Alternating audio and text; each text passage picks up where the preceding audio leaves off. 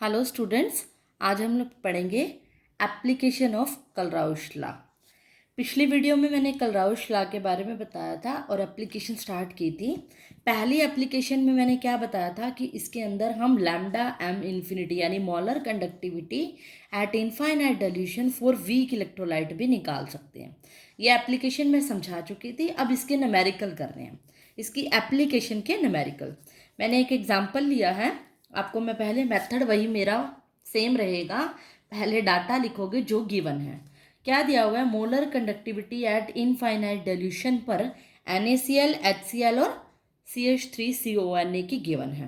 पहले मैं इसको नोट कर लेती हूँ। गिवन डैट में क्या दिया हुआ है? Lambda infinity of NaCl। NaCl की क्या गिवन है? 126.4 साइमन सेंटीमीटर स्क्वायर पर मोल यूनिट है। Lambda infinity of HCl given है। सेकंड नंबर पे HCl है तो सेकंड डाटा इसका हुआ 425.9 साइमन सेंटीमीटर स्क्वायर पर मोल। और दूसरी किसकी दी हुई है? CH3COONa की। लास्ट डाटा कितना है? 91। यूनिट सेम ही रहेगी।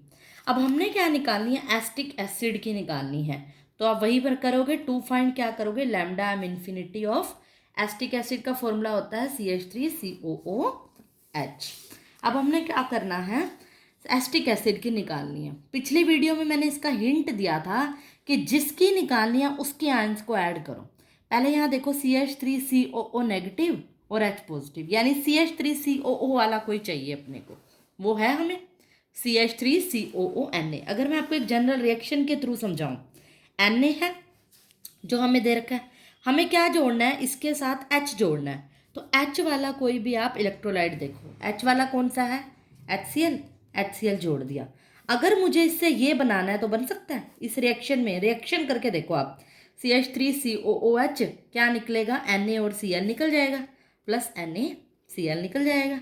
रिएक्शन करके देख रही हूँ किस हिसाब से, जिसकी निकालनी है उसके आगे वाला, यानी कि जो CH3CO वो लिया, उसमें क्या जोड़ना है? H वाला कोई इलेक्ट्रोलाइट, H पॉजिटिव हो जिसमें, यानी HCl जोड़ दिया तो मुझे क्या बनता है? ये प्लस NaCl।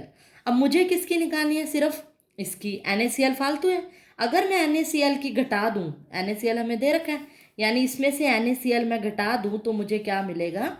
ये।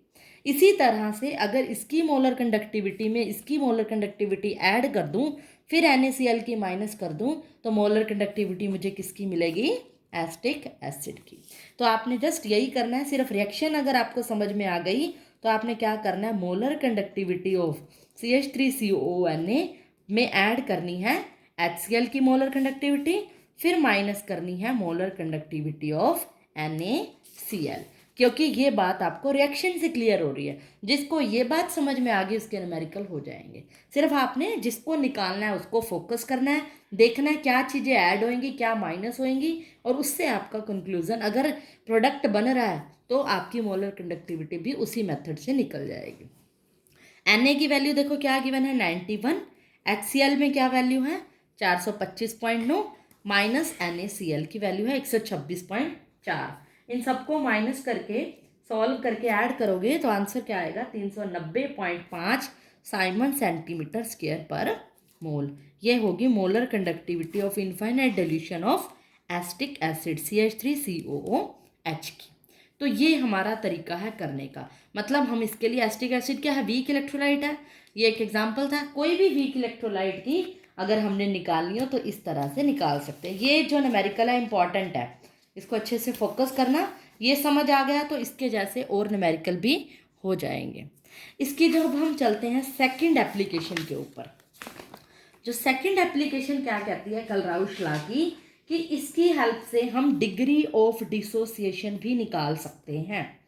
डिग्री ऑफ डिसोसिएशन क्या होता है? आपने +1 में पढ़ा है। अल्फा से कितने आयंस डिसोसिएट हुए। यहाँ पर इसका फॉर्मूला +1 में हमने कंसंट्रेशन की फॉर्म में अलग फॉर्मूला किया था, इक्विलिब्रियम कांस्टेंट की फॉर्म में किया था। इस चैप्टर के अकॉर्डिंग इसका जो फॉर्मूला होगा मोलर कंडक्टिविटी की फॉर्म में होगा। ये फॉर्मूला आपको याद रखना है।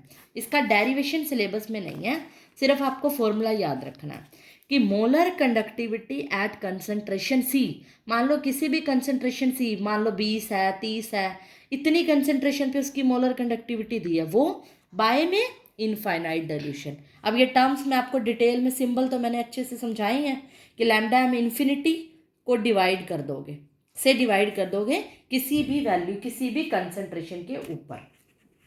इसके न्यूमेरिकल्स मैं बाद में कराऊंगी, पहले एप्लीकेशंस करा देती हूँ। थर्ड जो एप्लीकेशन है, इससे हम डिसोसिएशन कांस्टेंट भी निकाल सकते हैं। Dissociation constant of weak electrolyte का मेनली मैंने पहले भी आपको बता चुकी हूँ कि ये गुड जो है स्ट्रॉन्ग इलेक्ट्रोलाइट के लिए तो है ही, बट ज़्यादा गुड किसके लिए है?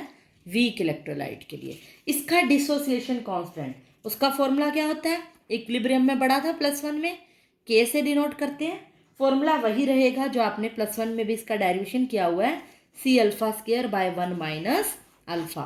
अल्फ़ा अगर आपका निकल गया इस फॉर्मूले से, अल्फ़ा की जो वैल्यू आ गई 2, 4, 5 जो भी वैल्यू होएगी, सी क्या है? कंसंट्रेशन।